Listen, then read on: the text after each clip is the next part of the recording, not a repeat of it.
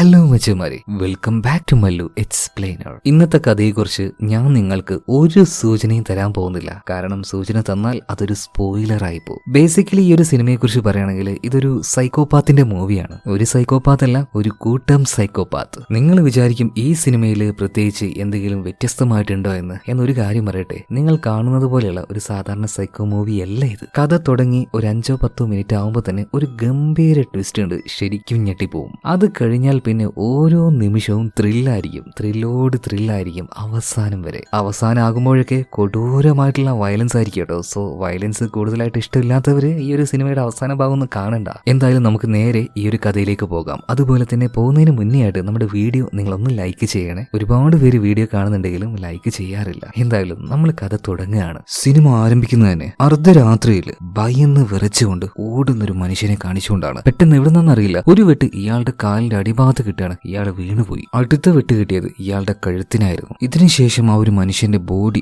വലിച്ചിഴച്ച് ആരോ കാടിനുള്ളിലേക്ക് കൊണ്ടുപോവാണ്. ഇവിടെയാണ് പടത്തിന്റെ ടൈറ്റിൽ എഴുതി കാണിക്കുന്നത് ലോ ലൈഫ്. ഇത്രയും ഘോരമായിട്ടുള്ള ഒരു സംഭവം കാണിച്ചതിന് ശേഷം വളരെ ബ്യൂട്ടിഫുൾ ആയിട്ടുള്ള മറ്റൊരു കാഴ്ചയിലേക്ക് നമ്മളെ കൊണ്ടുപോവാണ്. മനോഹരമായിട്ടുള്ള ഒരു ചെറിയ കാടും അതിന്റെ ഒരു വഴിയോരം അതിനരികിലൂടെ പോയിക്കൊണ്ടിരിക്കുന്ന ഒരു വാന്. ഒരു ഫാമിലി അതിലുണ്ടായിരുന്നു. അവരുടെ വെക്കേഷൻ ആഘോഷിക്കാനായിട്ടാണ് ഇങ്ങനെ ഫാമിലി ആയിട്ടാണ് എല്ലാവരും പുറത്തേക്ക് വന്നിരിക്കുന്നത്. എന്തായാലും നല്ല വൈബുള്ള ഒരു സ്ഥലം കണ്ട സമയത്ത് ഇവർ ആ ഒരു വാന് സൈഡാക്കുന്നുണ്ട്. ഒരു വീട്ടിലേതായ എല്ലാ സൗകര്യവും ആ ഒരു വാനിന്റെ ഉള്ളിൽ ഉണ്ടായിരുന്നു. ഒരു അച്ഛനും അമ്മയും 2 മക്കളുമായിരുന്നു ആ ഒരു ഫാമിലിയിൽ ഉണ്ടായിരുന്നത്. എന്തായാലും അച്ഛന്റെ പേര് ജൂൺ എന്നാണ്. ഇവർക്ക് എല്ലാവർക്കും വേണ്ടി നന്നായിട്ട് ഇറച്ചിയെല്ലാം പാകം ചെയ്യുന്നുണ്ട്. ഇതേ സമയത്ത് തന്നെ ഇവരുടെ മകളായിട്ടുള്ള എമി ഉണ്ടല്ലോ, ഇവരുടെ ഈ ഒരു എൻജോയ്മെന്റിലൊന്നും അധികം കൂടാറില്ല. അവളിങ്ങനെ മാറി നിന്ന് ഫോണിൽ കളിച്ചുകൊണ്ടിരിക്കുമ്പോൾ അച്ഛൻ ജോണ് പറയാണ്, എന്താ മോളെ വീട്ടിൽ നിന്നും ഇത് തന്നെ പരിപാടി? ഒരു ട്രിപ്പിനായിട്ട് പുറത്തേക്ക് വന്നപ്പോൾ ഇവിടുന്നും അത് തന്നെ, ഇതിലൊക്കെ ഒരു മാറ്റം വേണ്ടേ? വന്ന് ഈ ഒരു ഭക്ഷണം കഴിക്കും മോളെ എന്നൊക്കെ പറയുമ്പോൾ അവൾ പറയാണ്, അച്ഛൻ എനിക്ക് ഇപ്പൊ ഭക്ഷണം വേണ്ട, എനിക്ക് വിശക്കുന്നില്ല, ഞാൻ എന്തായാലും ഇവിടെ ഒന്ന് ചുറ്റി കറങ്ങിയിട്ട് വരാന്ന് പറഞ്ഞിട്ട് എമി അവിടെ നിന്ന് പോവാണ്. എന്താണ് പെണ്ണിങ്ങനെ നമ്മളോട് കൂടാത്ത എന്നൊക്കെ രീതിയിൽ ഇവർ അങ്ങോട്ടും ഇങ്ങോട്ടും സംസാരിക്കുന്നുണ്ട്. എന്ന് എമി ഇവിടെ നിന്ന് മാറി എന്നത് ശരിക്കും അവൾക്കൊരു സിഗരറ്റ് വലിക്കാനായിരുന്നു. ഈ പ്രായത്തിൽ തന്നെ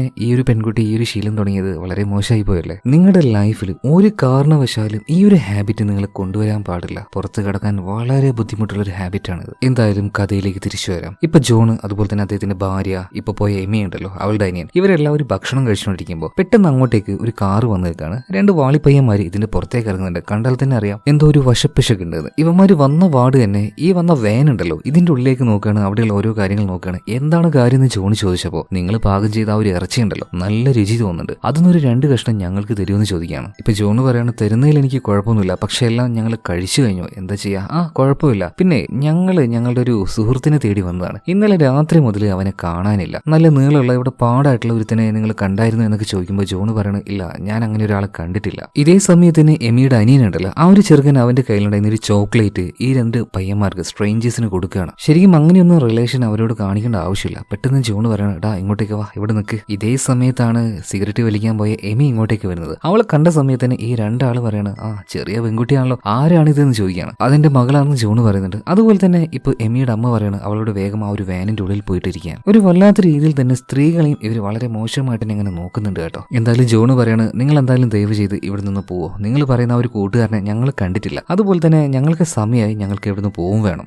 ആയിക്കോട്ടെ എന്ന് പറഞ്ഞിട്ട് ഇവര് വലിയ പ്രശ്നമൊന്നും ഉണ്ടാക്കുന്നില്ല. ഇവരും അവരുടെ ആ ഒരു കാറിലേക്ക് കയറുകയാണ്. പിന്നീട് അവർ പോയി കഴിഞ്ഞ സമയത്ത് തന്നെ ജോൺ അദ്ദേഹത്തിന്റെ ആ ഒരു വാനും എടുത്തുകൊണ്ട് പോവാണ് കേട്ടോ. എന്താ പറയാ, നല്ല ബ്യൂട്ടിഫുൾ ആയിട്ടുള്ള ഒരു സ്ഥലമാണെങ്കിലും അവിടെ ഒന്നും ആരുമില്ല, കുറച്ച് വിജനമായിട്ട് കിടക്കുകയാണ്. ആ ഒരു വഴിയിലൂടെയാണ് ജോണും അവന്റെ ആ ഒരു ഫാമിലിയും കൂടെ വാനിലൂടെ പോകുന്നത്. എന്നാൽ കുറച്ച് ദൂരം മുന്നോട്ടേക്ക് പോയപ്പോൾ നേരത്തെ കണ്ട ആ ഒരു 2 സ്ട്രേഞ്ചേഴ്സ് ഉണ്ടല്ലോ, ഇവർ 2 പേരും അവര് വന്ന ആ ഒരു കാറ് റോഡിന് കുറുകെ ഇട്ടുകൊണ്ട് ആ കാറിൽ എന്തോ പണിയെടുത്തോണ്ടിരിക്കുകയാണ്. ഇത് കണ്ട സമയത്ത് തന്നെ ഈ ജോണിന്റെ ഭാര്യ പറയുന്നുണ്ട്, നിങ്ങൾ വണ്ടി നിർത്താൻ നിൽക്കണ്ട, എങ്ങനെയും ഡൈവേർട്ട് അടിച്ച് പോയിക്കുമെന്ന്. പക്ഷേ ഒരു രക്ഷയില്ല, നമുക്കങ്ങനെ പോകാൻ കഴിയില്ല, നേരെ പോകാനേ പറ്റുള്ളൂ, അതുകൊണ്ട് വണ്ടി നമുക്കിപ്പോൾ തൽക്കാലം നിർത്തല്ലാതെ ഒരു രക്ഷയില്ല എന്ന് പറയണം. മാത്രമല്ല ഈ 2 പയ്യന്മാരുണ്ടല്ലോ, ഇവരിൽ ഒരാളുടെ കയ്യിൽ വലിയൊരു ഗണ്ണുണ്ടായിരുന്നു. ഇത് കാണുമ്പോൾ തന്നെ ജോണിന്റെ ഉള്ളിൽ വല്ലാത്തൊരു ഭയം തോന്നുന്നുണ്ട്. എന്നാൽ ആ ഒരു ഭയം പുറത്തേക്ക് കാണിക്കാതെ നോർമലായിട്ട് കൂളായിട്ട് തന്നെ ഇവരോട് സംസാരിക്കുകയാണ്. ഇവരും അവന്റെ അടുത്തേക്ക് വന്നു. എന്നിട്ട് ഇവരുടെ ആ ഒരു കാർ കംപ്ലൈന്റ് ആയി കിടക്കുകയാണ്, ഒന്നും ചെയ്യാൻ പറ്റുന്നില്ല എന്ന് പറയാണ്. ഇതേ സമയത്ത് തന്നെ ജോണിന്റെ ഭാര്യ പറയുന്നത്, നിങ്ങൾ എന്തിനാണ് അവരോട് സംസാരിക്കുന്നത്, വേഗം ഈ ഒരു കാർ എങ്ങനെയെങ്കിലും മുന്നോട്ടേക്ക് കൊണ്ടുപോകും നിങ്ങൾ. ഇപ്പൊ ജോൺ പറയാണ്, നീ ഒന്ന് വെയിറ്റ് ചെയ്യേ, നമുക്കൊന്ന് നോക്കാം, ഇവരോടൊന്ന് സംസാരിച്ചു നോക്കട്ടെ, ഇവരെന്താ ഉദ്ദേശിക്കുന്നതെന്ന് അറിയണമല്ലോ. ഇപ്പൊ ആ ഒരു 2 സ്ട്രേഞ്ചേഴ്സ് ആയിട്ടുള്ള പയ്യന്മാര് പറയാണ്, നിങ്ങൾ ദയവ് ചെയ്തിട്ട് ഒന്ന് ഞങ്ങളെ ഹെൽപ്പ് ചെയ്യണം. ഇപ്പൊ ജോണ് പറയാണ്, ഞാൻ ആരെങ്കിലും വിളിച്ചു പറയണോ, ഈ കാറ് തൂക്കിയെടുത്ത് കൊണ്ടുപോകുന്ന അങ്ങനെ എന്തെങ്കിലും വണ്ടി ഉണ്ടെങ്കിൽ അതിനോട് വേണമെങ്കിൽ വരാൻ പറയാം. എന്നാൽ ഈ പയ്യന്മാര് പറയാണ്, അങ്ങനെ ഒരു വണ്ടി ഇവിടെ ഇല്ല സാറേ, ഇത് ഭയങ്കര സ്ട്രേഞ്ച് ആയിട്ടുള്ള ഒരു വിജനമായിട്ടുള്ള സ്ഥലമാണ്, ഇവിടെ അങ്ങനത്തെ സംവിധാനമൊന്നുമില്ല, ഞങ്ങൾക്ക് പറ്റെങ്കിൽ ഒരു ഹെൽപ്പ് ചെയ്തു തന്നാൽ മതി, ഞങ്ങളുടെ കൂട്ടത്തിൽ കൂട്ടത്തിൽ ഒരാളെ നിങ്ങളുടെ വണ്ടിയിൽ കയറ്റണം. എന്തായാലും നിങ്ങൾ പോകുമ്പോൾ പട്ടണത്തിലൂടെയല്ല പോവുക. അപ്പൊ അവിടെ അയാൾ ഇറങ്ങിക്കോളും. എന്നിട്ട് അവിടെ നിന്ന് ഒരു മെക്കാനിക്കിനെ കൂട്ടി ഇങ്ങോട്ടേക്ക് വന്ന് ഞങ്ങളുടെ ഒരു വണ്ടി നേരാക്കിക്കോളും. അപ്പൊ അങ്ങനെ ഒരു ഹെൽപ്പ് ചെയ്യാൻ പറ്റുമോ എന്ന് ജോണിനോട് ചോദിക്കുമ്പോൾ ജോൺ ഇവരുടെ കയ്യിലുള്ള ഒരു ഗണ്ണിലേക്കാണ് നോക്കുന്നതിനനുസരിച്ച് പേടിയാവുന്നുണ്ട്. പക്ഷെ ആ പേടി കാണിക്കാൻ പറ്റില്ലല്ലോ. എന്നിരുന്നാലും ജോണിന്റെ ആ ഒരു നോട്ടം വരുന്നത് ഈ കൂട്ടത്തിൽ ഒരുത്തൻ, അവനെ തൽക്കാലം നമുക്ക് സൈമൺ എന്ന് വിളിക്കാം. സൈമന്റെ കയ്യിൽ ആ ഒരു ഗണ്ണിലേക്കാണെന്ന് അവന് മനസ്സിലായി. ഓ, ഈ ഗണ്ണ് കണ്ടിട്ടാണോ ഞാൻ എന്തായാലും നിങ്ങളുടെ കൂടെ വരുന്നില്ല. എന്റെ ഈ കൂട്ടുകാരൻ അതായത് ഡാരി നിങ്ങളുടെ കൂടെ വരുന്ന പറയാണ്. അവൻ വലിയ പ്രശ്നക്കാരനൊന്നും ഇല്ലാന്നേ, നിങ്ങൾ പേടിക്കൊന്നും വേണ്ടെന്ന് പറയാണ്. എന്നാ ഇപ്പൊ ജോണിന്റെ ഭാര്യയായിട്ടുള്ള സൂസൻ ഇതിന് വലിയ സമ്മതമൊന്നും കൊടുക്കുന്നില്ല. എന്നിരുന്നാലും ഇതെങ്ങനെയാ ഇവരടുത്ത് അറുത്തും മുറിച്ചില്ലാന്ന് പറയാ. എന്തായാലും ജോണ്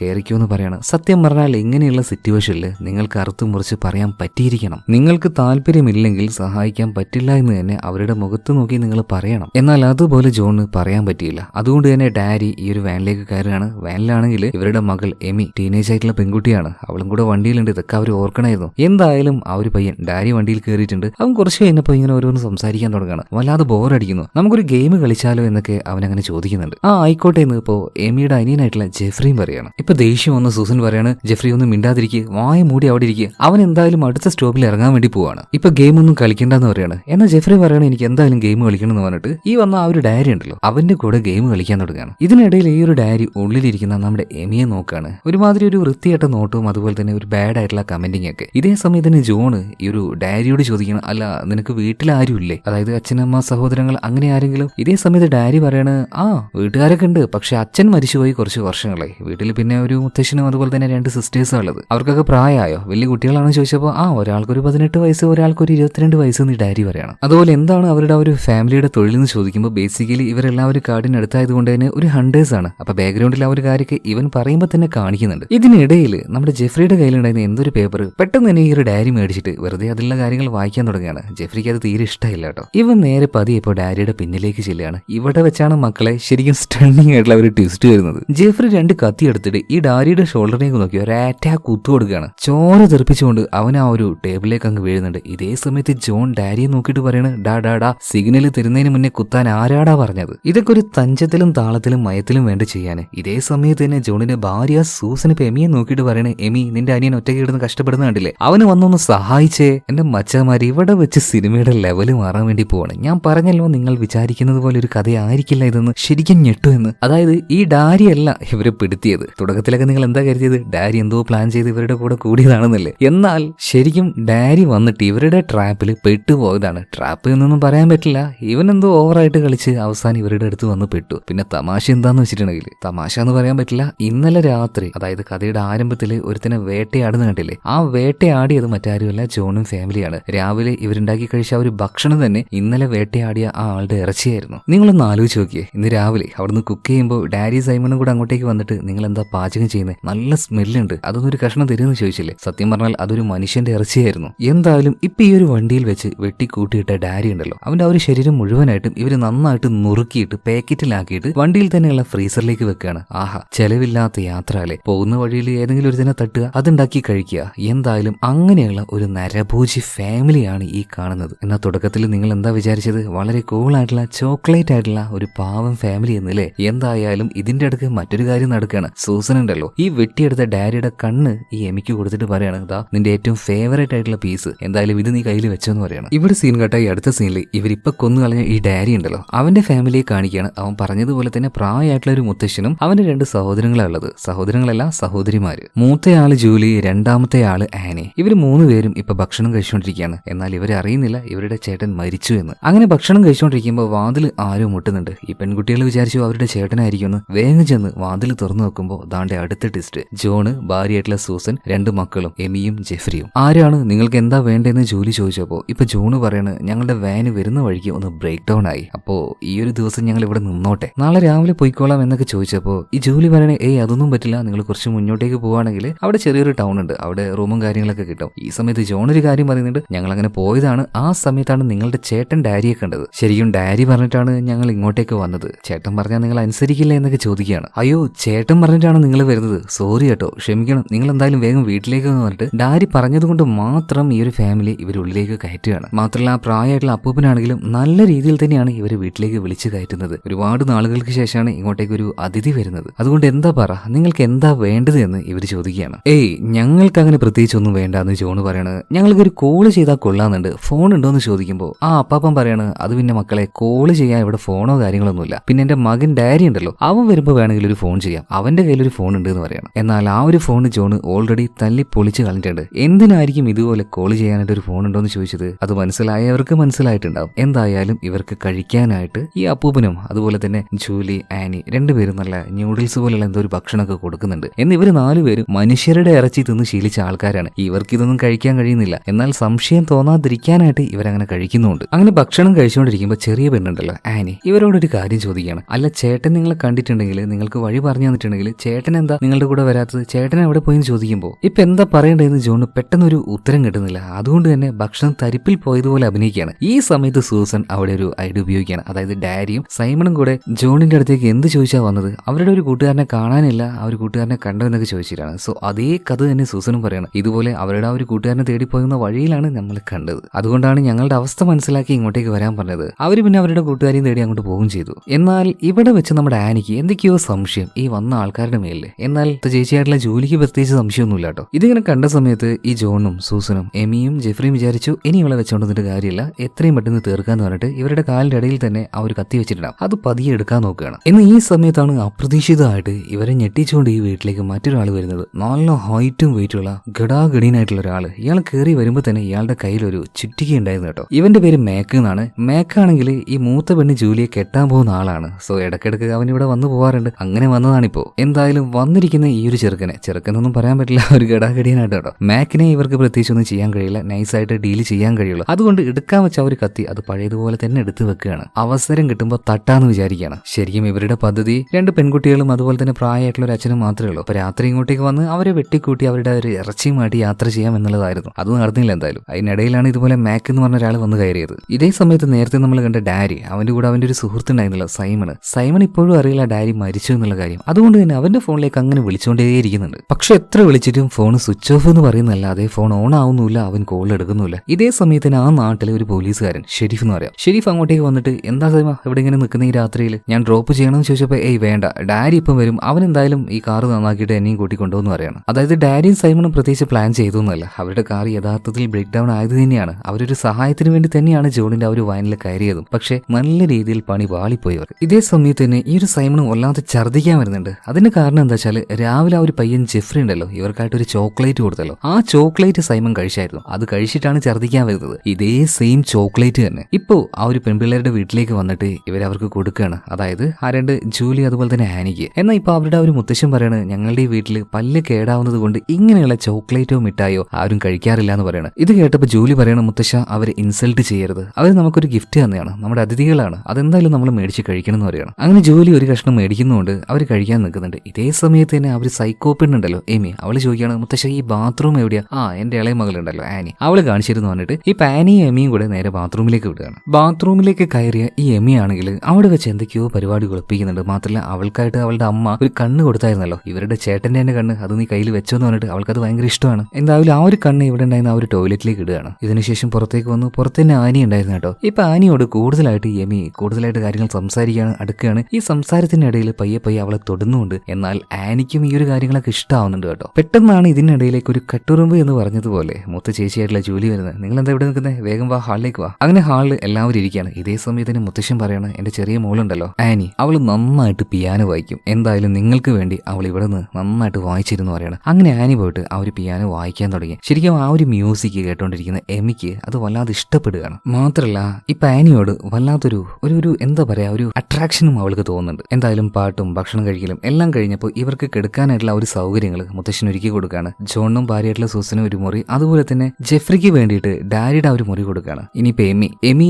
ആനിയുടെ കൂടെ കിടന്നു എന്ന് പറയാണ്. ഇപ്പൊ ആനി പറയണ് അല്ല ചേച്ചി എപ്പോഴും എന്റെ കൂടെ നീയല്ലേ കിടക്കാറ്, ഇപ്പൊ നീ എന്റെ അടുത്ത് പോവാണെന്ന് ചോദിച്ചപ്പോ ഓഹോ നീ വലിയ അഭിനയിക്കൊന്നും വേണ്ട. ഇതേ സമയത്തിന് എമി ചോദിക്കുന്നുണ്ട് അല്ല ഇവൾക്ക് ബോയ് ഫ്രണ്ടും കാര്യങ്ങളൊന്നുമില്ലേ. ഇതേ സമയത്ത് ചേച്ചിയായിട്ടുള്ള ജൂലി പറയണം അവൾക്ക് അതിനോടൊന്നും വലിയ താല്പര്യമില്ലാന്നേ, അവൾക്ക് ആൺകുട്ടികളോട് വലിയ താല്പര്യമൊന്നുമില്ല, അവൾക്ക് കൂടുതൽ ഇഷ്ടം പെൺകുട്ടികളെയാണെന്ന് പറയാണ്. സോ കാര്യം മനസ്സിലായില്ല എന്താണെന്ന്. ഇതേ സമയത്ത് തന്നെ ജോണിനെയും സൂസനെയും കാണിക്കുന്നുണ്ട്. സൂസൻ ചോദിക്കാണ് നമ്മുടെ പദ്ധതിയൊക്കെ വർക്ക് ആവുമോ, ഒരു വയസ്സിനും രണ്ട് ചെറിയ പെൺപിള്ളേരുമാണെന്ന് കരുതിയിട്ടല്ലേ നമ്മൾ ഇങ്ങോട്ടേക്ക് വന്നത്. എന്നാൽ ആ ഒരു വലിയ ആളെ കണ്ടോ, അവനെ കൊല്ലാൻ നോക്കിയാൽ ചിലപ്പോൾ നമ്മളെ 4 പേരെയും അവൻ ആ ഒരു ചുറ്റി കൊണ്ട് അടിച്ചു കൊന്നു കളയും. ഇപ്പൊ എന്താ ചെയ്യാ? ഇപ്പൊ ജോണ് പറയണ് അതിനല്ലടി ജെഫ്രി അവൾക്ക് ആ ഒരു ചോക്ലേറ്റ് കൊടുത്തത്, ചോക്ലേറ്റ് കഴിച്ചാൽ തന്നെ അവനൊന്ന് വീക്കാവും, ആ സമയം നോക്കി നമുക്ക് അറ്റാക്ക് ചെയ്യാന്ന് പറയണം. എന്നാൽ സൂസൻ പറയാണ് അവൻ ചോക്ലേറ്റ് കഴിച്ചോ ഇല്ലയോ എന്ന് നമുക്കെങ്ങനെ മനസ്സിലാക്കാൻ പറ്റും? എനിക്കെന്തോ ഈ ഒരു ഫാമിലി അത്ര നിസാരമായിട്ട് കൊല്ലാൻ പറ്റുമെന്ന് തോന്നുന്നില്ല എന്ന് സൂസൻ പറയണം. നിങ്ങൾ പോയിട്ട് വാനിന്ന് വല്ല ഗണ്ണോ അങ്ങനെ എന്തെങ്കിലും എടുത്തിട്ട് വന്ന് പറയാം. ഇപ്പൊ ചെറുതായിട്ട് ദേഷ്യം വന്ന് ജോണ് പറയണം നിന്റെ വായൊന്ന് മൂടി വെക്കൂ. ഇതൊക്കെ ഇത്ര വലിയ ടഫായിട്ടുള്ള ഒരു കേസായിട്ട് എടുക്കേണ്ട ആവശ്യമില്ല. ഇതിനേക്കാൾ എത്രയോ വലിയ കാര്യങ്ങൾ നമ്മൾ ഡീൽ ചെയ്തിട്ടില്ലേ. നീ എന്തായാലും ഇവിടെ ഇരിക്കുക, ഞാൻ ആ ഒരു ജെഫ്രി പോയെന്ന് കണ്ടിട്ട് വരാം. ഇതിനുശേഷം ജോണ് ജെഫ്രി കിടക്കുന്ന ആ ഒരു റൂമിലേക്ക് നേരെ പോവാണ്. ഇതേ സമയത്ത് തന്നെ മുത്തശ്ശനെ കിടത്തിയിട്ട് ആനി ഉണ്ടല്ലോ, അവള് നേരെ എമിയുടെ കൂടെ കിടക്കാനായിട്ട് അവളെ കിടത്തി ആ ഒരു റൂമിലേക്ക് പോകുന്നുണ്ട്. ഇതേ സമയത്ത് തന്നെ ജെഫ്രിയുടെ റൂമിലേക്ക് ജോണ് വന്നിട്ടുണ്ട്. ജെഫ്രി അച്ഛനെ കണ്ടപാടിനെ ചോദിക്കണം, അച്ഛ ആരെങ്കിലും കൈ തടഞ്ഞോ, ആരെങ്കിലും തട്ടിയോന്ന് ചോദിക്കണം. ഇല്ലടാ സമയാവട്ടെ, എല്ലാവരും ഉണർന്നിരിക്കുമ്പോൾ കൊല്ലണ്ട, ഉറങ്ങുമ്പോൾ തട്ടാന്ന് പറയാണ്. എന്നാ പിന്നെ നമുക്ക് ആദ്യം തന്നെ ആ ഒരു ചെറിയ പെണ്ണുണ്ടല്ലോ ആനി, അവള് തട്ടിയാലെന്ന് ചോദിക്കുകയാണ്. ഇപ്പൊ ജെഫ്രിയുടെ അച്ഛൻ പറയണ ഏയ് അത് വേണ്ട, കാരണം അവളുടെ കൂടെ എമി കിടക്കുന്നുണ്ട്, അവളുടെ കാര്യം എമി നോക്കിക്കോളെന്ന് പറയണം. ഓ പിന്നെ എമി നോക്കും, അവള് ചാൻസ് കിട്ടിയാ വേണമെങ്കിൽ ആ ഒരു ആനിക്കൊരു ഉമ്മം കൊടുത്തേക്കും, പിന്നെ പറയണ്ടല്ലോ അവളുടെ കാര്യം. എന്റെ കുഞ്ഞു ജെഫ്രിയെ നീ വെറുതെ നിന്റെ ചേച്ചിയെ ഇങ്ങനെ കുറ്റം പറയാൻ നിൽക്കല്ലേ, അവൾ എന്റെ മോളാ, അവള് നന്നായിട്ട് തന്നെ അവളുടെ ഒരു ജോലി ചെയ്യും. നീ തൽക്കാലം ആനിയെ കൊല്ലുന്ന കാര്യം ഒഴിവാക്കി വെക്ക്, വേറെ ആരെങ്കിലും കൊല്ലാൻ പറ്റുമോ നോക്ക്. എന്നാ പിന്നെ ഞാൻ ആ ഒരു മാക്കിനെ കൊല്ലാന്ന് പറഞ്ഞപ്പോ ജോണ് പറയാണ് മോനെ നീ അതിനെ കുറിച്ച് ആലോചിക്കേ വേണ്ട, അവന്റെ അടുത്തേക്ക് അടുക്കാൻ പറ്റില്ല, അവന്റെ ഒരു കൈ കൊണ്ടുള്ള ഒരു അടി കൊണ്ട് തന്നെ നീ തീരുന്നു പറയാണ്. അതുകൊണ്ട് അവന്റെ കാര്യം ഞാൻ നോക്കിക്കോളാം. പക്ഷെ നീ ചെയ്ത ആ ഒരു കാര്യം ഉണ്ടല്ലോ അതെനിക്കിഷ്ടായി, നീ ആ ഒരു ചോക്ലേറ്റ് കൊടുത്തില്ലേ അതെന്തായാലും അവൻ കഴിച്ചിട്ടുണ്ടാവും, അവൻ ചെറുതായിട്ടൊന്ന് ക്ഷീണിച്ചിട്ടുണ്ടാവും, ഞാൻ എന്തായാലും അവന്റെ കാര്യം നോക്കിക്കോളാട്ടോ. ശരിക്കും നീ എന്റെ മോൻ തന്നെയാടാ. എന്തായാലേ വല്ലാത്തൊരു ഫാമിലി തന്നെ, ഇമാതിരി ഫാമിലിയൊക്കെ ഈ ലോകത്ത് ഉണ്ടാവുകയാവോ, ഉണ്ടെങ്കിൽ അങ്ങ് ഒരെണ്ണം മതി. എന്തായാലും ജോൺ ഇവിടുന്ന് പോയി കഴിഞ്ഞതിന് ശേഷം എന്തിനാണെന്ന് അറിയില്ല ജെഫ്രി അവന്റെ കയ്യിലേക്ക് ഒരു ഗ്ലൗസ് ഇടുന്നുണ്ട്, എന്തോ ഒരു കാര്യം ചെയ്യാൻ വേണ്ടിയിട്ടാണ്, എന്താണെന്ന് അറിയില്ല. അതുപോലെ തന്നെ പുറത്ത് ഈ ഡാരിയെ കുറെ നേരം സൈമൺ കാത്തുനിന്ന് മടുത്തിട്ട് വിളിച്ചിട്ടും കിട്ടുന്നില്ല. അവസാനം അവന്റെ ഫോണിലേക്ക് ഒരു വോയിസ് മെസ്സേജ് അയക്കുന്നുണ്ട്. ഇതിനുശേഷം സൈമൺ നേരെ അവന്റെ വീട്ടിലേക്ക് പോകണം. അപ്പൊ അവൻ ഡാരി മരിച്ച കാര്യം ഈ സൈമൺ അറിയുന്നില്ലല്ലോ. അടുത്ത സീനിൽ ഡാരിയുടെ വീട്ടിൽ കാണിക്കുകയാണ്. ആനിപ്പോ ആ ഒരു വീട്ടിലെ കാര്യങ്ങളൊക്കെ ചെയ്ത് തീർത്തിട്ട് എമി കിടക്കുന്ന ആ ഒരു റൂമിലേക്ക് വരികയാണ്. അതേ സമയത്ത് എമി ആരോടെ ഫോണിൽ സംസാരിച്ചുകൊണ്ടിരിക്കുകയാണ് കേട്ടോ. അപ്പൊ ആനി ചോദിക്കണം, അല്ല നിങ്ങളുടെ കയ്യിൽ ഫോണില്ലാന്ന് പറഞ്ഞിട്ടല്ലേ ഞങ്ങളുടെ അടുത്ത് ഫോൺ ഉണ്ടോ ചോദിച്ചത്, അതെന്തിനാ അങ്ങനെ ചോദിച്ചതെന്ന് വെച്ചപ്പോ ഇപ്പൊ എമി പറയണം അത് പിന്നെ എന്റെ ഫോണിൽ ചാർജ് ഇല്ലായിരുന്നു, അങ്ങനെ ഓരോന്ന് പറഞ്ഞിട്ട് തൽക്കാലം അഡ്ജസ്റ്റ് ചെയ്യുന്നുണ്ട്. ഇതേ സമയത്ത് തന്നെ ഇത് പാനിയുടെ മുറിയാണല്ലോ, അവിടെ ഒരുപാട് ട്രോഫിയും കാര്യങ്ങളൊക്കെ ഉണ്ട്. ഇതൊക്കെ എന്തിനു കിട്ടിയതെന്ന് ചോദിച്ചപ്പോൾ ഈ ഒരു ആനി നന്നായിട്ട് അമ്പ് ചെയ്യുന്നു പറയണം, അങ്ങനെ കിട്ടിയതാണ് ഈ ട്രോഫികളൊക്കെ. പിന്നെ ഈ ആനി എമിയോട് ചോദിക്കുകയാണ് നീ ആരോടെ സംസാരിച്ചുകൊണ്ടിരുന്നത്, നിനക്ക് ബോയ് ഫ്രണ്ടോ അങ്ങനെ എന്തെങ്കിലും ഉണ്ടോ ചോദിച്ചപ്പോൾ ഏയ് അങ്ങനെയൊന്നുമില്ല, ജസ്റ്റ് ഒരു ഫ്രണ്ട് അത്രേ ഉള്ളൂ. എന്നാൽ ശരി നീ ഇവിടെ കിടന്നു വന്ന് എമിയോട് ആനി പറയാണ് ഞാൻ പോയിട്ട് പുറത്ത് ആ ഒരു സോഫയുണ്ട് അവിടെ കിടന്നോളാന്ന് പറയുന്നുണ്ട്. ഏയ് അത് പറ്റില്ല,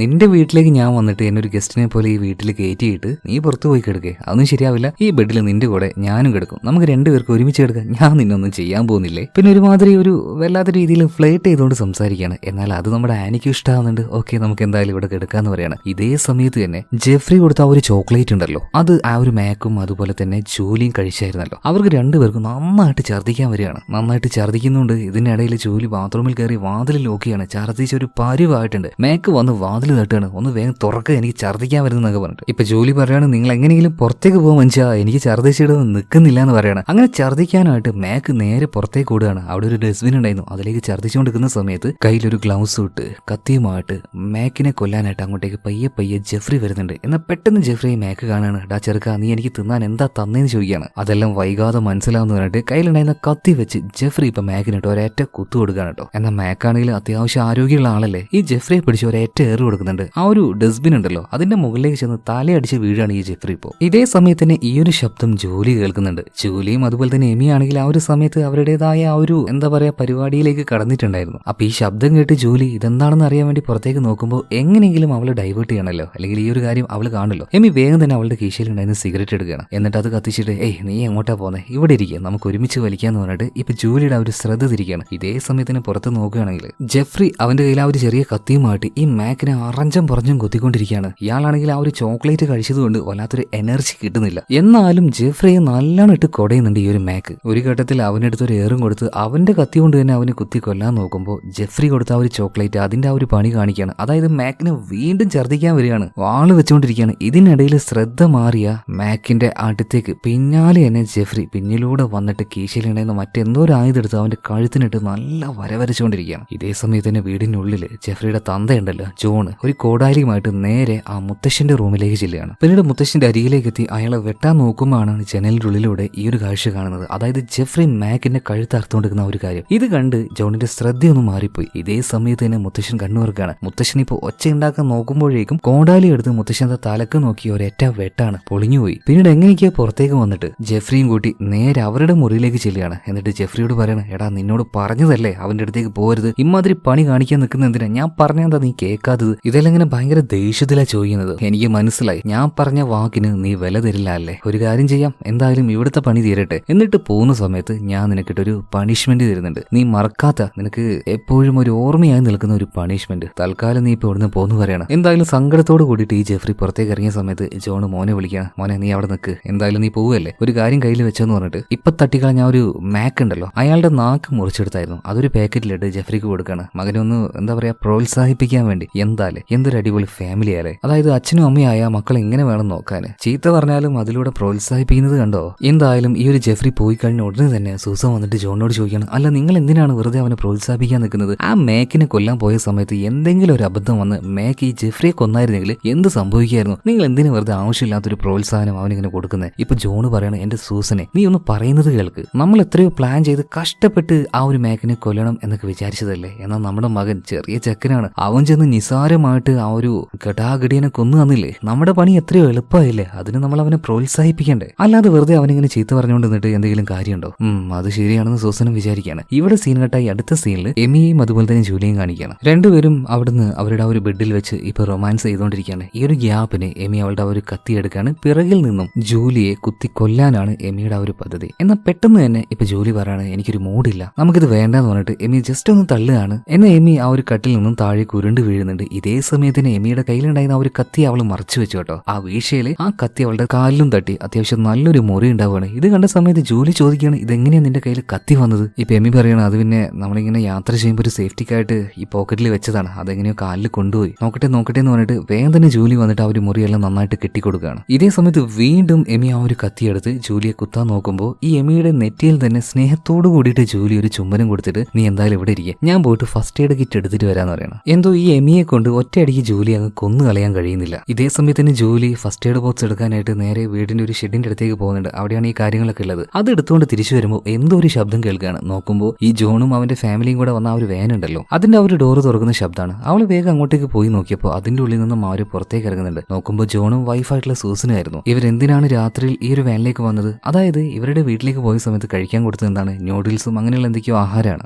അതെന്തോ ഇവരുടെ വയറിന് പറ്റിയില്ല. അതുകൊണ്ട് മനുഷ്യന്റെ ഇറച്ചി കഴിക്കാൻ വേണ്ടി തന്നെയാണ് രാത്രി ഈ ഒരു വാനിലേക്ക് ഇവർ വന്നിരിക്കുന്നത്. പക്ഷെ അവർ പോയി കഴിഞ്ഞ സമയത്ത് നമ്മുടെ ജോലിക്ക് എന്തോ ഒരു സംശയം പോലെ, അല്ല രാത്രിയിൽ എന്തിനാ ഇവർ ഇങ്ങോട്ടേക്ക് വന്നത്? അതുപോലെ തന്നെ ഈ വാനിന് പ്രത്യേകിച്ച് പ്രശ്നമൊന്നുമില്ലല്ലോ, എന്തിനായിരിക്കും ഇവർ നുണ പറഞ്ഞത്? അപ്പൊ അതെന്തായാലും ഒന്ന് അറിയണല്ലോ. അതുകൊണ്ട് തന്നെ അവള് നേരെ ആ ഒരു വാനിന്റെ ഉള്ളിലേക്ക് കയറി നോക്കുകയാണ്. കയറി നോക്കിയ സമയത്ത് പല കാര്യങ്ങളും അവൾ കാണുന്നുണ്ട്. എന്ന് ഏറ്റവും കൂടുതലായിട്ട് ഈ ജൂലിയെ ഞെട്ടിച്ചു കളഞ്ഞത് അവിടെ ഉണ്ടായിരുന്ന ആ ഒരു ഫ്രീസർ. അത് തുറന്നു നോക്കിയപ്പോഴാണ്. കാരണം എന്താണെന്നറിയോ? അതിന്റെ ഉള്ളിൽ കണ്ടത് അവരുടെ ചേട്ടനെ തന്നെ വെട്ടിയെടുത്ത് പ്ലാസ്റ്റിക്കിൽ പൊതിഞ്ഞു വെച്ച തലയായിരുന്നു. ഇവിടെ വെച്ച് ഈ നിമിഷം ജോലിക്ക് മനസ്സിലായി അവരുടെ വീട്ടിലേക്ക് വന്നിരിക്കുന്നത് അതൊരു സാധാരണ ഫാമിലിയല്ല, ഒരു സൈക്കോ ഫാമിലിയാണ്. മനുഷ്യരുടെ ഇറച്ചി തിന്നുന്ന നരഭോജിയായിട്ടുള്ള ഫാമിലിയാണ്. ഇതേ സമയത്ത് തന്നെ മൂത്ത ചേച്ചി ഉണ്ടല്ലോ ജൂലി, ഞാൻ ഇടക്കിടക്ക് ആനി എന്ന് പറയുന്ന സ്ഥലത്ത് ജൂലി എന്ന് പറഞ്ഞോന്ന് എനിക്കൊരു സംശയമുണ്ട്. സോ നിങ്ങൾക്ക് കൺഫ്യൂഷൻ ആയിട്ടില്ലല്ലോ അല്ലേ? കൺഫ്യൂഷൻ ആയിട്ടുണ്ടെങ്കിൽ സോറി, അത് മാറിപ്പോയതാണ്. ആനി എന്ന് പറയേണ്ടടുത്ത് ജൂലി എന്ന് പറഞ്ഞാണ്. എന്തായാലും മൂത്ത ആളാണ് ഈ ഒരു ജൂലി കേട്ടോ. ജൂലി എന്തായാലും നേരത്തെ ആ ഒരു ചോക്ലേറ്റ് കഴിച്ച് നന്നായിട്ട് വാള് വെച്ചുകൊണ്ടിരിക്കുകയാണല്ലോ. അതിപ്പോഴും നിർത്തിയിട്ടില്ല. അതുപോലെ മാക്ക് ഇപ്പോഴും ജീവനോടുണ്ടെന്ന് കരുതിയിട്ട് അവനങ്ങനെ വിളിച്ചുകൊണ്ടിരിക്കുന്നുണ്ട്. ഈ സമയത്താണ് ബാത്റൂമിൽ വെച്ച് ജൂലിക്ക് ഒരു കാര്യം കയ്യിൽ കിട്ടുന്നത്. ഒരു പാക്കറ്റില് ഒരു കണ്ണ്. അതെങ്ങനെയാ അവിടെ വന്നത്? എമി വീട്ടിലേക്ക് വന്ന പാട് തന്നെ പാക്കറ്റിൽ ആ ഒരു കണ്ണ് വെച്ചിട്ട് ബാത്റൂമിൽ കൊണ്ടുപോയി വെച്ചത് ഓർമ്മയുണ്ട് നിങ്ങൾക്ക്? എന്തായാലും അതാണ് ജൂലിയുടെ കയ്യിൽ കിട്ടിയത്. ജൂലി അതുമായിട്ട് നേരെ അപ്പൂപ്പന്റെ അടുത്തേക്ക് ചെല്ലുകയാണ് കാര്യം പറയാനായിട്ട്. എന്നാൽ അവിടെ എത്തിയ ജൂലി എന്താ കാണുന്നത്? തല വെട്ടി പൊളിച്ച അവസ്ഥയിൽ കിടക്കുന്ന അപ്പൂപ്പനെ. ഇത് കണ്ട് ജൂലി നിലവിളിക്കുകയാണ്. അപ്പോഴേക്കും അങ്ങോട്ടേക്ക് വന്ന ജോണ് ജൂലിയുടെ വായ പൊത്തി പിടിച്ച് നേരെ ഭാര്യയുടെ അടുത്തേക്ക് പോയിട്ട് എന്നിട്ട് ഭാര്യയോട് ഈ ജൂലിയെ കൊല്ലാൻ പറയുന്നുണ്ട്. എന്നാൽ സൂസൻ പറയാണ്, ഇവളിങ്ങനെ പഠിച്ചുകൊണ്ടിരുന്ന ഞാൻ എങ്ങനെയാ കൊല്ലുക? ജോൺ ഇപ്പോ ജൂലിയുടെ ആ ഒരു തല പിടിച്ച് ടേബിളിലേക്ക് ഒരൊറ്റ അടി കൊടുക്കുകയാണ്. ആ അടിയിൽ അവളുടെ ബോധം ചെറുതായിട്ട് പോയിട്ടുണ്ട്. ഇപ്പൊ സൂസനെ നോക്കിയിട്ട് പറയാണ്, ഈ ഒരു അവസ്ഥയിൽ നിനക്ക് ഇഷ്ടമുള്ളതുപോലെ കൊല്ലാലോ, കൊല്ലെന്ന് പറയാണ്. ഇതിനിടയിൽ ഈ സൈക്കോ ഭാര്യയ്ക്കിടയിലും ഭർത്താവിനിടയിലും ഒരു റൊമാൻസ് വരുന്നുണ്ട്. അങ്ങോട്ടും ഇങ്ങോട്ടും ചുംബിക്കുകയാണ്. സ്വന്തം മകൻ ജെഫ്രി അവിടെ ഉണ്ടോന്ന് നോക്കുന്നവരെയില്ല. ഇപ്പൊ സൂസൻ പറയാണ്, അതൊക്കെ അവിടെ നിൽക്കട്ടെ, ആദ്യം നമുക്ക് ഇവളെ കൊന്നിട്ട് മതി ബാക്കിയുള്ളത് പറഞ്ഞിട്ട് ഇപ്പൊ ജൂലിയുടെ കഴുത്ത് ഇറക്കാൻ വേണ്ടി നിൽക്കുമ്പോൾ എവിടുന്നാണെന്ന് അറിയില്ല ഒരു അമ്പ് വന്നിട്ട് സൂസന്റെ കഴുത്തിലേക്ക് തുളച്ചു കയറുകയാണ്. സ്പോട്ടിൽ തന്നെ മരിച്ചുപോയി. ഇത് കണ്ട് ആകെ സ്റ്റണ്ണായി നിൽക്കുകയാണ് ജോണും അതുപോലെ തന്നെ ജെഫ്രിയും. ഇപ്പൊ എമിയെ നോക്കുകയാണെങ്കിൽ അവള് വെറുതെ ജനലിന്റെ പുറത്തേക്ക് നോക്കിയപ്പോൾ ഒരാൾ അമ്പും വില്ലുമായിട്ട് അത് തോളത്തിട്ടുകൊണ്ട് ഓടുകയാണ്. അത് മറ്റാരുമല്ല ആനിയാണെന്ന് മനസ്സിലായി. അതുപോലെ അവൾക്ക് രഹസ്യങ്ങൾ മനസ്സിലായിട്ടുണ്ടാവും. അങ്ങനെയാണെങ്കിൽ അച്ഛനമ്മ അനിയൻ അവർക്ക് എന്താ സംഭവിച്ചെന്ന് കരുതിയിട്ട് അവൾ ഓടിച്ചെന്ന് നോക്കുമ്പോൾ കാണുന്ന കാഴ്ച എന്താണ്? കഴുത്തിൽ അമ്പ് കയറി അപ്പൊ തന്നെ മരിച്ച് വീണു പോയിട്ടുള്ള അവളുടെ അമ്മ സൂസനെ കാണാണ്. അവളാകെ ഷോക്കായിട്ട് നിലവിളിച്ച് കരയാണ്. ഈ കുടുംബത്തിൽ ഒരുത്തനെ പോലും വെറുതെ വിടില്ല എന്നും അവള് പറയുന്നുണ്ട്. ഇതിനുശേഷം അതിനുശേഷം അവൾ കുറ്റപ്പെടുത്തുന്നത് അവളുടെ അച്ഛനെ തന്നെയാണ്. നിങ്ങൾ കാരണമാണ് അമ്മ മരിച്ചുപോയത്, വളരെ നിസ്സാരമായിട്ടുള്ള ഒരു ഫാമിലിയാണെന്ന് പറഞ്ഞ് നിങ്ങളാണ് ഞങ്ങളെ ഇങ്ങോട്ടേക്ക് കൊണ്ടുവന്നത്. ഇത് കേട്ട ജെഫ്രി പറയാണ്, അച്ഛനൊന്നുമല്ല, എല്ലാത്തിനും കാരണക്കാരി നീയാണ്. ആ ആനിയുമായിട്ട് ആ റൂമിലേക്ക് ചെന്നത് നീയല്ലേ? ഞാൻ ശരിക്കും അവളെ കൊല്ലാന്ന് പറഞ്ഞാണ്. അപ്പാ പറഞ്ഞത് അവളെ കൊല്ലുന്ന കാര്യം നീ നോക്കിക്കോളൂന്ന്. എന്നാൽ നിനക്ക് കൊല്ലുന്നതിനേക്കാൾ ഉപരിയായിട്ട് അവളോട് മറ്റേ പരിപാടിക്കായിരുന്നല്ലോ താല്പര്യം. ഇപ്പൊ അനുഭവിച്ചോ, അവളിപ്പോ എല്ലാ രഹസ്യങ്ങളും അറിഞ്ഞിട്ടുണ്ട്. എന്നിട്ടാണ് അവൾ നമ്മുടെ അമ്മയെ കൊന്നത്, ഇനിയിപ്പോ നമ്മളെ കൊല്ലാൻ വരും. ഇതും പറഞ്ഞ് അവരങ്ങോട്ടും ഇങ്ങോട്ടും വഴക്ക് കൂടിക്കൊണ്ടിരിക്കുമ്പോൾ ജോണ് പറയണത്, നിങ്ങളൊന്നും മിണ്ടാതിരിക്കുക, വഴക്ക് കൂടല്ലേ, നമ്മളിപ്പോ ഒരുമിച്ച് നിൽക്കേണ്ട സമയമാണിത്. അറിയാലോ, ആ ഒരു പെണ്ണിന്റെ ഫാമിലിയെ നമ്മൾ ഒരുപാട് ഉപദ്രവിച്ചു, അവളുടെ മുത്തശ്ശനെയും കൊന്നു. അതുകൊണ്ട് തന്നെ അവൾ വെറി പിടിച്ച് നടക്കുകയായിരിക്കും. നമ്മൾ ഒരുമിച്ച് നിന്നില്ലെങ്കിൽ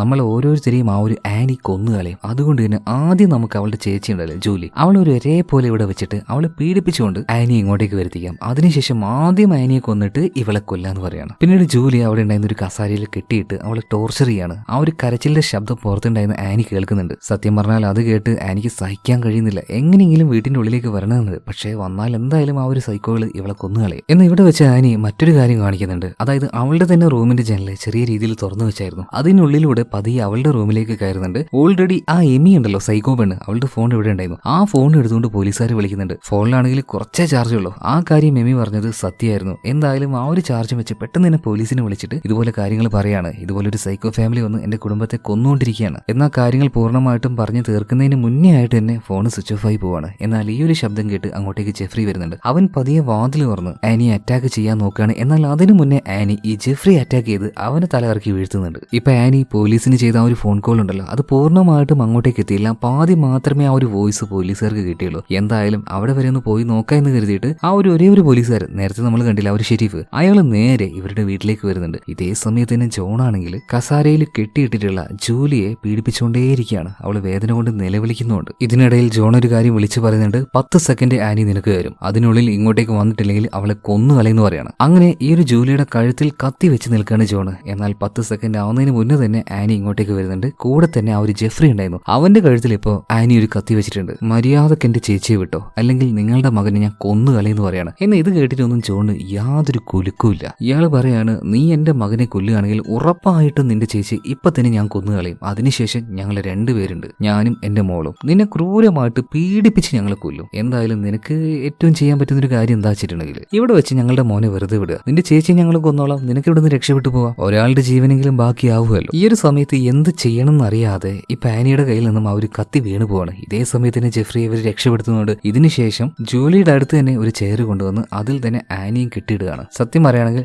രണ്ടുപേരും ട്രാപ്പായ ഒരു സിറ്റുവേഷനാണ്. ഇതിനിടയിൽ ജോൺ ഒരു പരിപാടി കാണിക്കുകയാണ്. നേരത്തെ കൊന്നുകളഞ്ഞ ആ ഒരു മാക്കിന്റെ നാവുണ്ടല്ലോ, അത് പാചകം ചെയ്ത് അതൊരു പ്ലേറ്റിൽ എടുത്തുകൊണ്ടുവന്നിട്ട് അവന്റെ തന്നെ ഗേൾഫ്രണ്ട് ആയിട്ടുള്ള ജൂലിയോട് അത് കഴിക്കാൻ വേണ്ടി പറയാണ്. അവൾക്കുണ്ടോ കഴിക്കാൻ പറ്റുന്നത്? പേടിച്ച് ജൂലി ആകെ കരഞ്ഞോണ്ടിരിക്കുകയാണ്. ഇതേ സമയത്ത് തന്നെ ആനി പറയാണ്, അവൾ എന്തിനാ പേടിപ്പിക്കുന്നത്? അവളൊരു തെറ്റും ചെയ്തില്ലല്ലോ. ശരിയാണല്ലോ, അവളൊന്നും ചെയ്തിട്ടില്ലല്ലോ. എന്നാൽ അവൾക്ക് പകരം നീ ഇത് കഴിക്കുന്നു പറയാണ്. എന്നാൽ ഞാനിത് കഴിക്കില്ലേ, എനിക്കിത് വേണ്ട എന്നൊന്നും നീ പറയുകയാണെങ്കിൽ ഇവിടെ സംഭവിക്കാൻ പോകുന്ന എന്താണെന്നറിയോ? നിന്റെ ചേച്ചി ജൂലിയുടെ വിരലുകൾ ഓരോന്നായിട്ട് ഞങ്ങൾ വെട്ടിമുറിച്ചെടുക്കും. നീ എന്ത് പറഞ്ഞാലും ഞാൻ മനുഷ്യന്റെ ഇറച്ചി തിന്നില്ല എന്ന് തന്നെ ഇപ്പൊ ആനി പറയാണ്. ഒന്നും നോക്കിയില്ല, ഇപ്പൊ ജൂലിയുടെ ഒരു വിരൽ മുറിച്ചെടുക്കാണ്. അവൾ കിടന്ന് നിലവിളിക്കുന്നുണ്ട്. ഇനിയെങ്കിലും നീ തിന്നു ചോദിക്കുമ്പോ ആനി പറയാണ്, ഞാനിത് തിന്നാലും ഇല്ലെങ്കിലും എന്തായാലും അവളുടെ വിരലുകൾ നിങ്ങൾ മുറിക്കുകയും ചെയ്യും, ഞങ്ങളെ രണ്ടുപേരെയും കൊല്ലുകയും ചെയ്യും. അപ്പൊ എന്തിനാ ഞാനിത് തിന്നുന്നേ? വെച്ചോണ്ടിരിക്കുന്ന എന്തിനാ? കൊന്നങ്ങ് കളഞ്ഞേക്കെന്ന് ഇപ്പൊ ആനി പറയാണ്. ഇതേ സമയത്തിന് ജോണ് പറയാണ്, ഏയ് അതെങ്ങനെ നടക്കും? നിങ്ങൾ മരിക്കുന്നതിന് മുന്നേ ആയിട്ട് ഒരുപാട് വേദന അത് നിങ്ങൾ അനുഭവിക്കാനുണ്ട്. ആ വേദന അനുഭവിച്ച് മരണത്തിന് വേണ്ടി ഞങ്ങളോട് നിങ്ങൾ യാചിക്കണം. അപ്പൊ നിങ്ങൾക്ക് ഞങ്ങൾ മരണം തരും. അല്ല ആനി, നിനക്ക് നിന്റെ വിരലുകളല്ലേ ഏറ്റവും പ്രിയപ്പെട്ടത്? കാരണം നീ നന്നായിട്ട് പിയാനൊക്കെ വായിക്കില്ലേ. ഏത് വിരലാ നിനക്ക് ഏറ്റവും പ്രിയപ്പെട്ടത് എന്നൊക്കെ ഈ ജോണ് ചോദിക്കുമ്പോൾ നിനക്ക് ഏത് വിരൽ വേണമെങ്കിലും എടുക്കാം, എനിക്കൊരു പ്രശ്നവുമില്ല. പക്ഷെ എനിക്ക് പ്രശ്നമില്ലെങ്കിൽ നിന്റെ മകൾ എമി ഉണ്ടല്ലോ, അവൾക്കതൊരു പ്രശ്നമായിരിക്കും. കുറച്ചു നേരം മുന്നേ ഞങ്ങളുടേതായ ആ ഒരു നിമിഷത്തിലായ സമയത്ത് എന്റെ ഈ വിരലുകളായിരുന്നു ഞങ്ങൾക്ക് വേണ്ടിയിരുന്നത്. ഇത് കേട്ട സമയത്ത് ജോണ് വിചാരിക്കണേ, ഇവളെന്താ ഈ പറയുന്നത്? വേഗം തന്നെ എമി വന്നിട്ട് എന്തിനാച്ചാ അവള് പറയുന്നത് നോക്കിക്കുന്നത്, അവളെ കൊന്നു കളഞ്ഞേക്കെന്ന് പറയണം. അതായത് ഈ എമി ഒരു ലെസ്ബിയൻ ആണ് എന്ന് പറഞ്ഞ സമയത്ത് അവൾക്ക് വല്ലാത്തൊരു പതർച്ച വന്നത് ഇപ്പൊ ആനി കാണുകയാണ്. ആ ഒരു കാര്യം പറഞ്ഞപ്പോ ജോണിന്റെ മുഖത്തും എന്തോ ഒരു ഭാവവ്യത്യാസം ആനി കാണുകയാണ്. സോ അവിടെ വെച്ച് തന്നെ അവൾ അത് ഉപയോഗിക്കുകയാണ്. ആനി പറയാണ്, എന്താ തന്റെ മകളൊരു ലെസ്ബിയൻ ആണെന്ന് പറഞ്ഞപ്പോ നിങ്ങൾക്ക് എന്തായി പതറുന്നുണ്ടോ, അപമാനം തോന്നുന്നുണ്ടോ? അപ്പൊ ജോൺ എമിയെ നോക്കാണ്. എന്താണ് എമി ഈ പറയുന്നത് സത്യമാണെന്ന് ചോദിക്കുമ്പോൾ എന്റെ പൊന്നച്ച അവള് വെറുതെ പറയാണ്, നമ്മളെ വെറുതെ തിരിപ്പിക്കാനായിട്ട്. ഇപ്പൊ ഇവിടെ വെച്ച് ആനി വേറെയും കുറെ അടവുകൾ എടുക്കാണ്. നിങ്ങളൊന്ന് ശരിക്കും ഒന്ന് ആലോചിച്ച് നോക്കിയേ. എപ്പോഴും ബോയ് ഫ്രണ്ടാന്ന് പറഞ്ഞിട്ട് ഇവള് വിളിക്കുന്ന അവളുടെ ആ ഒരു ബോയ് ഫ്രണ്ട്, അയാളെ നിങ്ങൾ കണ്ടിട്ടുണ്ടോ? അതൊരു ചെക്കനൊന്നുമല്ല, അതൊരു പെണ്ണാണെന്ന് പറയാണ്. അതായത് നിന്റെ മകൾക്ക് അവൾക്ക് ആണുങ്ങളെ പറ്റില്ല, പെണ്ണുങ്ങളെ പറ്റുള്ളൂ. ശരിയാണല്ലോ. ഇവിടെ വെച്ച് ജോണും അത് ആലോചിക്കുകയാണ്. ഇതുവരെയായിട്ട് മെമി അവളുടെ ബോയ് ഫ്രണ്ട് ആണെന്ന് പറഞ്ഞിട്ട് ആരെയും കാണിച്ചു തന്നിട്ടില്ല. അങ്ങനെയാണെങ്കിൽ ഇവളൊരു ലെസ്ബിയൻ തന്നെ ആയിരിക്കോ എന്നിങ്ങനെ ജോണും സംശയം തോന്നിയിട്ട് അവളോട് ചോദിക്കാൻ നിൽക്കുകയാണ്. നീ ഞങ്ങളുടെ കുടുംബത്തിനെ അപമാനിച്ചല്ലേ, ഇത്രയും വൃത്തിയായിട്ട് ഒരു പെണ്ണായിരുന്നു നീ എന്നൊക്കെ ജോണ് എമിയോട് ചോദിക്കുമ്പോൾ എമി പറയണ ആ തന്നെ ഞാനൊരു ലെസ്ബിയൻ തന്നെയാണ് എന്ന് കരുതി എന്താ കുഴപ്പം, ഇതിനെക്കുറിച്ച് അമ്മയ്ക്ക് നന്നായിട്ട് അറിയായിരുന്നു, എന്നിട്ടും അമ്മ എന്നെ സപ്പോർട്ട് ചെയ്യായിരുന്നു. ഇപ്പൊ ജോണും അവളോട് തർക്കിക്കുകയാണ്. ഇതും പറഞ്ഞ് ഇവരങ്ങോട്ടും ഇങ്ങോട്ടും വഴക്കുണ്ടാക്കുന്ന ആ ഒരു സമയത്തില് ആനി അവളുടെ ആ ഒരു കെട്ട് അതെങ്ങനെയൊക്കെയോ പൊട്ടിക്കുകയാണ്. അടുത്ത് കണ്ട ഒരു സ്പൂൺ എടുത്ത് ഇയാളുടെ കണ്ണിലേക്ക് ജോണിന്റെ കണ്ണ് നോക്കി ഒരേറ്റ കുത്തു കൊടുക്കുകയാണ്. അടുത്ത നിമിഷം തന്നെ എമി ഇപ്പോ ആനിയുടെ മേത്തേക്ക് ചാടി വീഴുന്നുണ്ട്. രണ്ടുപേരും തമ്മിൽ ഫൈറ്റ് നടക്കുന്നതിന്റെ ഇടയിൽ ജോൺ എന്താ കാണിക്കുന്നത് വെച്ചാൽ അയാളുടെ കണ്ണിലേക്ക് ഒരു സ്പൂൺ കുത്തി കയറ്റിയില്ലേ നമ്മുടെ ആനി, ആ സ്പൂൺ ഇയാൾ വലിച്ചൂരിയപ്പോ അതിന്റെ കൂടെ തന്നെ അയാളുടെ കണ്ണും വരികയാണ്. ഇത്രയും കാലം ബാക്കിയുള്ളവരുടെ ആ ഒരു ശരീരം ഇറച്ചിയൊക്കെ തിന്നോണ്ടിരുന്ന ഈ മനുഷ്യൻ ഇയാളുടെ കണ്ണ് തന്നെ ഇപ്പൊ സ്വയം തിന്നാണ്. അതായത് ഒരു പക്കാ നരഭോജി എന്ന് പറയാം. ഇതിനിടയിലാണ് ഇങ്ങോട്ടേക്ക് ഒരാൾ വരുന്നത്. അതായത് ഡാരിയുടെ കൂട്ടുകാരനായിട്ടുള്ള ആ ഒരു സൈമൺ ഉണ്ടല്ലോ, അവൻ കയറി വന്നപാട് ഇതാ കാണുന്നേ, അവൻ ഗണ്ണ് വെച്ച ഒരൊറ്റ പൊട്ടിക്കലാണ്. ജോണിന്റെ ഷോൾഡറിൽ ബുള്ളറ്റ് കയറുന്നുണ്ട്. ഈ ഒരു ശബ്ദം കേട്ട് ജെഫ്രി അങ്ങോട്ടേക്ക് വരുന്നുണ്ട്. ജെഫ്രിയെ ഒന്നും ആലോചിക്കാതെ വെടിവെക്കാൻ വേണ്ടി സൈമനോട് ഈ പാനി പറയുന്നുണ്ടെങ്കിലും അവൻ ആകെ ഒരു അന്താളിപ്പിലാണ്, എന്താ ചെയ്യേണ്ടതെന്ന് തിരിയുന്നില്ല. ഈ ഗ്യാപ്പിൽ ജോണ് ഈ ഒരു സൈമന്റെ തലക്കിട്ടടിക്കുകയാണ്. അവൻ നിലത്ത് വീണുപോയി. അതും ചെടിച്ചട്ടി കൊണ്ടാണ് അടിച്ചത്. നല്ല പവർ ഉണ്ടായിരുന്നു. ഇതേ സമയത്ത് തന്നെ ഒരു കത്തിയുമായിട്ട് വന്ന ജെഫ്രി ആനിയെ പേടിപ്പിച്ച് അവൾ അവസാനം കിച്ചണിലേക്ക് ഓടുകയാണ്. അതുപോലെ തന്നെ കിച്ചണിലെ അടുപ്പ് ഓണായിരുന്നു. അറിയാതെ അവളുടെ കൈ അതിലായി പോകുന്നുണ്ട്. ഇതേ സമയത്ത് തന്നെ കത്തിയുമായിട്ട് ജെഫ്രി അങ്ങോട്ടേക്ക് വരികയാണ്. അവളെ കുത്താൻ നോക്കുമ്പോഴേക്കും അവിടെ ഉണ്ടായിരുന്ന അടുപ്പിൽ വെള്ളം തിളക്കുന്നുണ്ടായിരുന്നു. അതെടുത്ത് അവന്റെ മുഖത്തേക്ക് ഒരേറ്റ ഒഴിക്കലാണ്. അവൻ ഉരുണ്ട് തട്ടി വീഴുന്നുണ്ട്. ഇതേ സമയത്ത് ആ ഒരു ജോണും ഇപ്പൊ വന്ന ആ ഒരു സൈമൺ ഉണ്ടല്ലോ ഡാരിയുടെ കൂട്ടുകാരൻ, രണ്ടുപേരും അങ്ങോട്ടും ഇങ്ങോട്ടും ഫൈറ്റ് ചെയ്തുകൊണ്ടിരിക്കുകയാണ്. ഇതിനിടയിൽ ഈ ഒരു സൈമൺ ജോണിന്റെ കണ്ണിലേക്ക്, അതായത് കണ്ണ് അടന്നു വന്നില്ലേ ആ ഒരു ഹോളിലേക്ക് ഇവന്റെ വിരലിട്ടുകൊണ്ട് തിരിക്കുകയാണ്. വേദന കൊണ്ട് നിലവിളിച്ച ജോണ് കയ്യിൽ എന്തോന്ന് കിട്ടി അത് വെച്ച് ഒരൊറ്റ കുത്താണ് ഈ ഒരു സൈമന്റെ തലക്ക് തന്നെ. സ്പോട്ടിൽ തന്നെ തീർന്നുപോയി സൈമൺ. അതുപോലെ അടുക്കളയില് ഈ ഒരു ജെഫ്രിയുടെ മുഖത്തേക്ക് നമ്മുടെ ആനി ചൂട് വെള്ളം ഒഴിച്ചല്ലോ, പിന്നെ അവനെ ആക്രമിച്ചല്ലോ, അവസാനം അവനെ കൊന്നും കളഞ്ഞിട്ടുണ്ട്. ഇപ്പൊ ജോണിനെ നോക്കുകയാണെങ്കിൽ ഒരു ഫൈറ്റിനൊടുവിൽ അവനെ കൊന്നു കളഞ്ഞല്ലോ, സമാധാനമായി എന്ന് കരുതിയിട്ട് നിലത്തങ്ങനെ കിടക്കുമ്പോൾ ഒരു വലിയ കോടാലിയുമായിട്ട് അങ്ങോട്ടേക്ക് നമ്മുടെ ജൂലി വരികയാണ്. ജൂലിയുടെ അപ്പൂപ്പനെ എങ്ങനെയാണോ ഈ ഒരു ജോണ് തലക്കിട്ട് വെട്ടിയത് അതേ രീതിയിൽ തന്നെ ജോണിന്റെ തലക്ക് നോക്കി ജൂലി ഒരേറ്റ വെട്ടം കൊണ്ട് കൊടുക്കുകയാണ്. തല പൊളന്നുപോയി. ഇതേ സമയത്ത് അടുക്കളയിൽ നിന്നും ആനിയും വരുന്നുണ്ട് കേട്ടോ. ജൂലിയും ആനിയും രണ്ടുപേരും ഇപ്പൊ അവസാനം ജീവനോടെ ബാക്കിയായിട്ടുണ്ട്. രക്ഷപ്പെട്ടു എന്ന് കരുതി നിൽക്കുമ്പോൾ ഇവരുടെ പിന്നാലെ വന്ന എമി ഉണ്ടല്ലോ, ചേച്ചിയായിട്ടുള്ള ജൂലിയുടെ പിന്നിൽ നോക്കി ഒരേറ്റ കുത്തു കൊടുക്കുകയാണ്. അത് നല്ല ആഴത്തിലുള്ള മുറിവായിരുന്നു. അതുകൊണ്ട് തന്നെ അവിടെ വെച്ച് പിടഞ്ഞ് ജൂലി മരണപ്പെട്ടു പോകുന്നുണ്ട്. ഇത് നേരിട്ട് കണ്ടപ്പോ ശരിക്കും ആനിക്ക് ഭ്രാന്തെടുക്കുകയാണ്. അങ്ങോട്ടേക്ക് വരികയാണ്, എമിയെ എടുത്തിട്ട് എറിയുന്നുണ്ട് കേട്ടോ. മാത്രമല്ല അവളുടെ തല പിടിച്ചിട്ട് അവൾ വാങ്ങിക്കുന്ന ആ ഒരു പിയാനോ ഉണ്ടല്ലോ അതിലേക്ക് തന്നെ ആനി അടിച്ചടിച്ച് അവളെ ഒരു പരുവാക്കുന്നുണ്ട്. ഇതിനുശേഷം അവിടെ ഉണ്ടായിരുന്ന ഒരു കോടാലി എടുക്കുകയാണ്. ആ കോടാലി എടുത്ത് ആമിയെ അവൾ വെട്ടാൻ വേണ്ടി നിൽക്കുമ്പോൾ ഈ പാനി പറയണ, നിന്നെ ഞാൻ ഒറ്റയടിക്ക് കൊല്ലില്ലടി, എണീ ചോടടി, നിന്നെ ഞാൻ വേട്ടയാടി കൊല്ലുന്നു പറയാണ്. പേടിച്ച് വിറച്ചുപോയി ഈ എമിയാണെങ്കിൽ അവിടെ നിന്ന് എഴുന്നേറ്റ് പുറത്തേക്ക് ഓടുകയാണ്. കോടാലിയുമായിട്ട് പിറകാലെ തന്നെ ആനിയുണ്ട്. ഇന്ന് പെട്ടെന്നൊരു ബുള്ളറ്റ് വന്ന് ആനിയുടെ തലയിലേക്ക് കയറുകയാണ്. സ്പോട്ടിൽ അവൾ മരണപ്പെട്ടു പോയി. നോക്കുമ്പോൾ ആരാണ്, നേരത്തെ ആനി തന്നെ വിളിച്ചിട്ട് ഒരു പോലീസുകാരൻ ഇങ്ങോട്ടേക്ക് വന്നിട്ടുണ്ടായിരുന്നില്ലേ, ആ പോലീസുകാരൻ വന്ന് നോക്കുമ്പോൾ കോടാലിയുമായിട്ട് ഓടുന്ന ആനിയെ കാണുന്നത്. അയാൾ കരുതി ആനിയാണ് സൈക്കോ എന്ന്, അതുകൊണ്ടാണ് ആനിയെ ഷൂട്ട് ചെയ്തത്. എന്തായാലും യഥാർത്ഥ സൈക്കോ ആയിട്ടുള്ള എമി അവിടെ വീണ് എടുക്കാണല്ലോ. അവൾ അങ്ങനെ കിടക്കുന്ന സമയത്ത് പോലീസുകാരൻ വന്നിട്ട് കുഴപ്പമില്ല, എന്തായാലും പോലീസുകാർ വന്നല്ലോ എന്ന രീതിയിൽ അവളെ സമാധാനിപ്പിച്ചുകൊണ്ട് എടുക്കാൻ നിൽക്കുമ്പോൾ അവള് കരയായിരുന്നില്ല, ഒരു വല്ലാത്ത ചിരിച്ചിരിക്കുകയായിരുന്നു. വേഗം ആ ഒരു പോലീസ് അവൾ ആ ഒരു കാറിൽ കൊണ്ടേ ഇരുത്തുകയാണ്, പേടിക്കേണ്ടെന്നൊക്കെ പറഞ്ഞിട്ട്. പിന്നീട് വേഗം തന്നെ മുകളിലേക്ക് റിപ്പോർട്ട് ചെയ്യുന്നുണ്ട്. അതായത് ഇവിടെ നടന്ന കാര്യം എന്താണെന്ന് അറിയാന് ഒരു നിർവാഹമില്ല, ആകെ ജീവനോടെ ബാക്കിയത് എമി മാത്രമാണ്. അപ്പൊ അവള് പറയുന്ന കാര്യങ്ങളെ ഇവർക്ക് വിശ്വസിക്കാൻ പറ്റുള്ളൂ. അതായത് ഈ പോലീസുകാരും വിചാരിക്കുന്നത് ഈ വീട്ടിലുള്ള നമ്മുടെ ആനി അതുപോലെ തന്നെ ജൂലി അവളുടെ ആ ഒരു ഫാമിലിയാണ് യഥാർത്ഥ സൈക്കോകൾ എന്ന്. ഇവരുടെ അടുത്തേക്ക് ജോണും ജോണിന്റെ ഫാമിലി വന്ന് പെട്ടുപോയതാണ്. അങ്ങനെയാണ് എമി പറഞ്ഞത്. അതുപോലെ തന്നെയാണ് ഈ ഒരു പോലീസ് മുകളിലേക്ക് റിപ്പോർട്ട് ചെയ്തത്. ഇതേ സമയത്ത് ഈ പോലീസുകാരൻ എന്തോ ശബ്ദം കേട്ട് ആ ഭാഗത്തേക്ക് പോയപ്പോൾ പിന്നാലെ വന്ന എമി അയാളെയും ആക്രമിക്കുകയാണ്, ഒരു വെട്ടിനെ കൊന്നു കളഞ്ഞു. ഇതിനുശേഷം ആ ഒരു പോലീസുകാരന്റെ യൂണിഫോം എടുക്കുകയാണ്, ഇയാളുടെ കാർ എടുക്കുകയാണ്. എന്തായാലും ഇവിടുന്ന് ആ ഒരു കാറും ആ ഒരു യൂണിഫോമായിട്ട് പോകുന്നതിന് മുന്നേ മറ്റൊരു കാര്യം കൂടെ എമി ചെയ്യുന്നുണ്ട്. ആ ഒരു വീടുണ്ടല്ലോ അത് പൂർണ്ണമായിട്ടും കത്തിച്ച് നശിപ്പിച്ച് കളയുന്നുണ്ട്. എന്നിട്ടാണ് ആ ഒരു കാറുമായിട്ട് അവൾ അവിടുന്ന് പോകുന്നത്. ഇത് കാണിച്ചുകൊണ്ടാണ് സിനിമ ഇവിടെ തീരുന്നത്. ഒരു വല്ലാത്ത സിനിമ അല്ലേ? ഇതുപോലൊരു ക്ലൈമാക്സ് നിങ്ങൾ വേറെ ഏതെങ്കിലും ഒരു സിനിമയിൽ കണ്ടിട്ടുണ്ടോ? ശരിക്കും വളരെയധികം ഡിഫറെന്റ് ആയിരുന്നു ഈ ഒരു സിനിമ. പറ്റുവാണെങ്കിൽ തീർച്ചയായിട്ടും നിങ്ങൾ ഈ ഒരു സിനിമ കണ്ടു നോക്കുക. സിനിമയുടെ പേര് ഈ വീഡിയോയുടെ താഴെ തന്നെ കൊടുത്തിട്ടുണ്ട്. അതെപ്പോഴും അവിടെ തന്നെ ഉണ്ടാവും. നിങ്ങൾ താഴേക്ക് നോക്കിയാൽ മാത്രം മതി. സിനിമയുടെ പേരെന്താ ചോദിക്കുന്നതിന് പകരം സ്ക്രീനിലേക്ക് നോക്കിയാൽ സ്ക്രീനിൽ തന്നെ ആ ഒരു പേരുണ്ടല്ലോ. അപ്പൊ എന്തായാലും മറ്റൊരു നല്ല കഥയുമായിട്ട് നമുക്ക് വീണ്ടും കാണാം. Okay, by.